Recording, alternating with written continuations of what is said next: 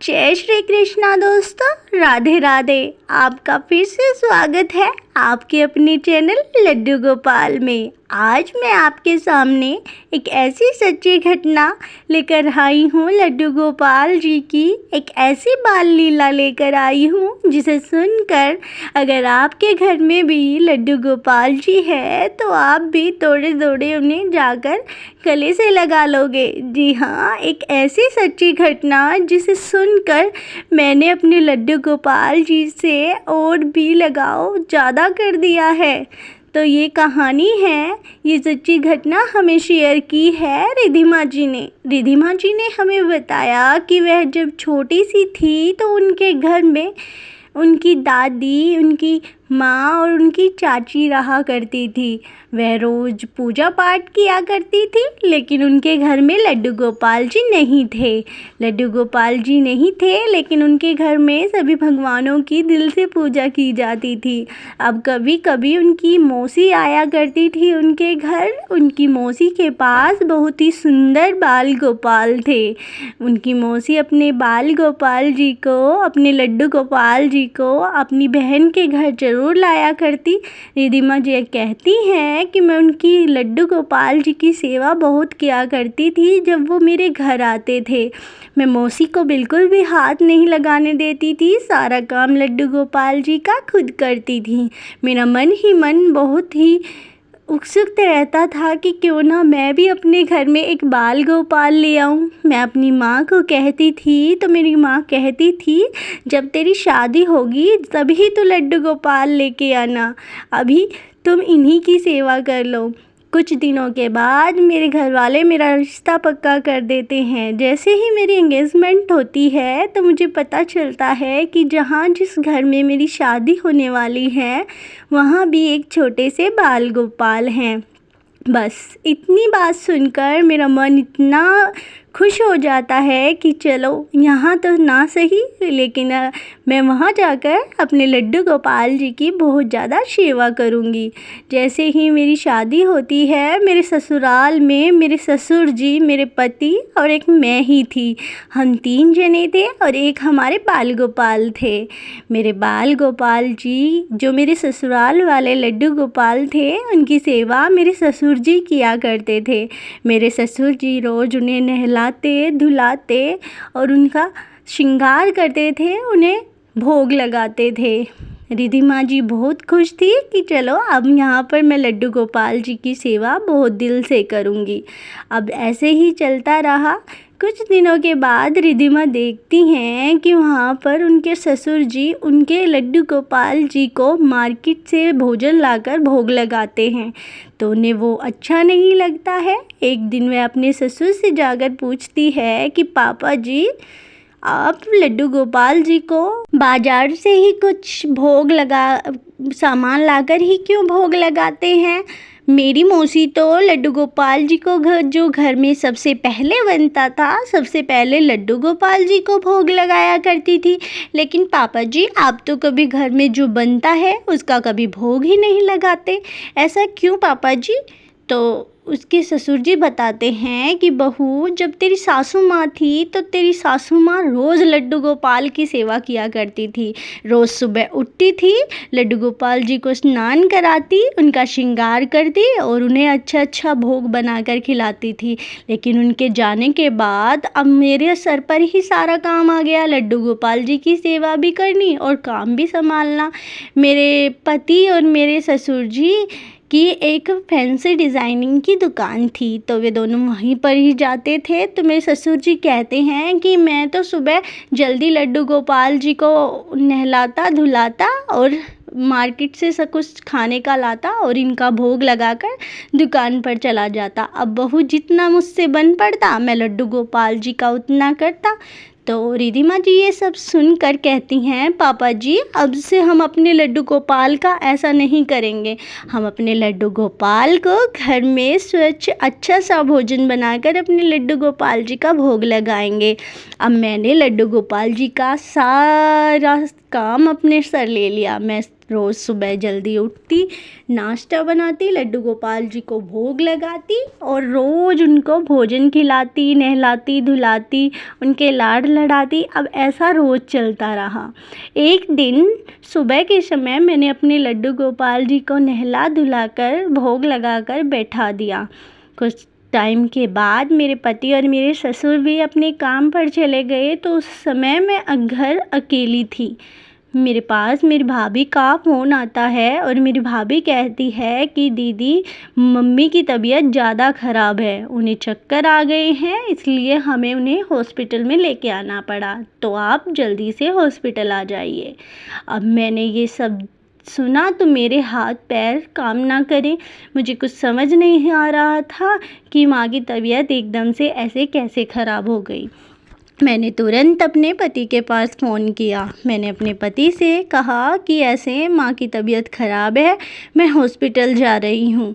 मेरे पति कहते हैं ठीक है, तुम सीधा हॉस्पिटल जाओ, मैं भी वहाँ पर थोड़ी देर में पहुँच जाऊँगा।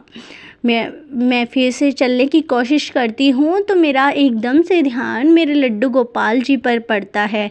मैं लड्डू गोपाल जी की बातें सोचती हूँ कि मैं ऐसी जगह पर अपने लड्डू गोपाल जी को कैसे ले जा सकती हूँ। भला हॉस्पिटल में मैं अपने लड्डू गोपाल जी को कैसे लेके जाऊँ। तभी मैं अपने हस्बैंड के पास दोबारा से फ़ोन करती हूँ। मैं उनसे कहती हूँ कि आप जब आओ तो साथ में लड्डू गोपाल जी को लेते आना, और सबसे पहले आप लड्डू गोपाल जी को घर छोड़ आना और फिर हॉस्पिटल में आ जाना। मेरे पति कहते हैं ठीक है, मैं ऐसा ही करूँगा, तुम जाओ ध्यान से और मुझे जाकर फ़ोन करना। मैं चली जाती हूँ। अब मेरे मन में तो बस ये था कि मेरे पति काम से आएंगे तो लड्डू गोपाल जी को लेकर सीधा घर जाएंगे और फिर हॉस्पिटल आएंगे। मेरे पति 7 बजे के करीब हॉस्पिटल आते हैं तो मैं उनसे कुछ नहीं पूछती। मुझे ऐसा ही लग रहा था कि वो लेकर ही आए होंगे लड्डू गोपाल जी को, लड्डू गोपाल जी भाभी के पास होंगे। ऐसा रहा तो रात के 9 साढ़े 9 बजे का समय हो रहा था। पापा जी मुझे बोले कि तुम सब घर जाओ, मैं हॉस्पिटल में हूँ तुम्हारी मम्मी के पास, तुम घर जाकर खाना वाना खा लो, आराम कर लो। जैसे ही हम सब घर जाते हैं तो मैं अपनी भाभी से पूछती हूँ, भाभी क्या बनाया है खाने में। भाभी बोलती हैं दीदी आलू के पराठे बनाए हैं। मैं बोली कि जल्दी से डाल दो, लड्डू गोपाल जी का भोग लगा देती हूँ। आपने लगाया मेरे लड्डू गोपाल का भोग। भाभी कहती है कौन लड्डू गोपाल, लड्डू गोपाल जी तो आए ही नहीं। मैं बोली कि वे यहाँ पर छोड़ के जाने वाले थे, लड्डू गोपाल जी को लेके नहीं आए। भाभी बोली नहीं, लड्डू गोपाल जी को तो नहीं लेके आए। मैंने तुरंत अपने पति के पास फ़ोन मिलाया और उनसे पूछा तो वो बोले कि मेरे ध्यान से निकल गया, मुझे याद नहीं रहा, मैं सीधा हॉस्पिटल ही आ गया। तो मैं ये सब करके मैंने पापा जी के पास फ़ोन किया और मैंने अपने ससुर जी से कहा कि आप लड्डू गोपाल जी का भोग लगा देना और उन्हें सुला देना, क्योंकि मेरे बाद मेरे ससुर जी ही मेरे लड्डू गोपाल जी की सेवा किया करते थे। तो मेरे ससुर जी ने मार्केट से जलेबी लाकर मेरे लड्डू गोपाल जी का भोग लगाया और उन्हें सुला दिया।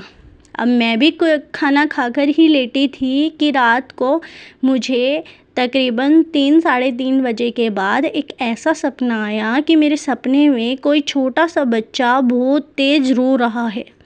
मुझे कुछ समझ नहीं आ रहा है कि ये क्या रो रहा है। मुझे ना तो कुछ दिख रहा और ना ही मेरे कुछ समझ आ रहा। रितिमा जी कहती हैं मैं बिल्कुल डर गई कि ये बच्चा क्यों रो रहा है। तो मुझे साक्षात लड्डू गोपाल जी ने दर्शन देते हुए कहा, मैया ओ मैया, मुझे जलेबी नहीं खानी थी, मैं भूखा हूँ, मुझे खाना चाहिए मैया। अपने आप तो तुम आलू का पराठा खाकर सो गई और अपने बेटे को भूखा छोड़ दिया। मैया ओ मैया, मुझे भूख लगी है, मुझे कुछ पराठे खाने हैं। बस ये बात देखकर मेरी कुछ समझ ना आया, मैं एकदम से उठ खड़ी हुई। अब मैंने सोचा कि मेरा ये वहम होगा। मैं फिर से सो गई। तो मैंने जैसे ही देखा मेरे सपने में साक्षात लड्डू गोपाल, मेरे बाल गोपाल मुझे एक बार बार कह रहे हैं, मैया मुझे बहुत तेज़ भूख लगी है, मैया मुझे बाजार का भोग नहीं चाहिए, मैया मुझे आलू के पराठे खाने हैं। आप खुद तो खाकर सो गई आलू के पराठे और तेरा लल्ला भूखा बैठा है, मैया मुझे पराठा दे, मैया मुझे भूख लगी है। बस इतना सब देखकर मेरी आंखें झट से खुल गई और मैं उठकर बैठ गई। मैं एक तरफ तो मन ही मन में बहुत खुशी महसूस कर रही थी कि एक साक्षात मेरे लड्डू गोपाल मेरे सपने में आकर मुझे मैया कहा, और दूसरी तरफ मुझे बड़ा दुख हो रहा था कि मेरा लल्ला भूखा है, उसने अभी तक कुछ नहीं खाया। वो मुझे रो रो कर बता रहा है कि मैया मुझे भूख लगी है। मेरी कुछ समझ ना आया। मैं जल्दी जल्दी उठी और मैं नहाकर 5 बजे ही अपने ससुराल के लिए निकल गई। तब तक मेरे ससुर जी भी सोकर नहीं उठे थे। मैंने अपने बाल गोपाल को उठाकर नहलाकर उनका श्रृंगार किया और उन्हें आलू के पराठे का भोग लगाया। जब से अब तक मैंने अपने ससुर जी को सारी बात बताई कि मुझे सपने में आकर मेरे बाल गोपाल ने मुझे मैया कहा और कहा कि मैया मुझे बहुत भूख लगी है, मुझे अपने लल्ला के लिए नए नए भोग बनाने का मौका मिला है। बस ये बात सुनकर मेरे ससुर जी बोले, बहू तुझ पर तो साक्षात बाल गोपाल जी की कृपा है। लड्डू गोपाल जी तुझे अपनी मैया कह रहे हैं। इतना सुनकर मेरा मन इतना खुश हुआ कि अब से अब तक मैं अपने लड्डू गोपाल जी को दिन प्रतिदिन अच्छे अच्छे भोग बनाकर अपने घर में भोग लगाती हूँ, उनको अच्छे से नहलाती हूँ, उनका श्रृंगार करती हूँ और अपने सीने से लगा कर रखती हूँ। रिद्धिमा जी कहती हैं कि बाल गोपाल ने मेरे घर में इतनी बरकत दी है कि आज हमारे घर में मुझे 2 पुत्र की प्राप्ति हुई है और आज हमारा घर खुशहाल है। तो ये सब लड्डू गोपाल जी की कृपा है। तो दोस्तों मेरे कहने का बस यही भाव है कि लड्डू गोपाल जी को हमेशा अपने घर का ही बनाया हुआ स्वस्थ और पौष्टिक आहार का भोग ही लगाएं। लड्डू गोपाल जी आप पर अपनी कृपा हमेशा बनाए रखेंगे, उनका आप ध्यान रखें। वो आपकी तरह ही एक जीव इंसान की तरह ही आपके साथ रिश्ता जोड़े रखेंगे। आप उन्हें कोई भगवान नहीं समझकर अपने भाई बहन जिस भी रिश्ते से आप उनको प्रेम करोगे, लड्डू गोपाल जी आपके साथ हमेशा खड़े रहेंगे। तो ये थी सच्ची घटना जो रिद्धिमा जी ने हमें शेयर की थी। तो हमने आप तक लड्डू गोपाल जी के भाव आप तक पहुँचाए। तो हमें कमेंट करके बताना कि आपको ये सच्ची घटना कैसी लगी, और कमेंट में ये ज़रूर बताना कि हमारे कृष्णा और माधव आपको कैसे लग रहे हैं। और वीडियो को लाइक करना ना भूलना, चैनल को सब्सक्राइब करना। जय श्री कृष्ण दोस्तों, राधे राधे, राधे राधे, जय श्री कृष्ण, कृष्ण कृष्ण, राधे राधे।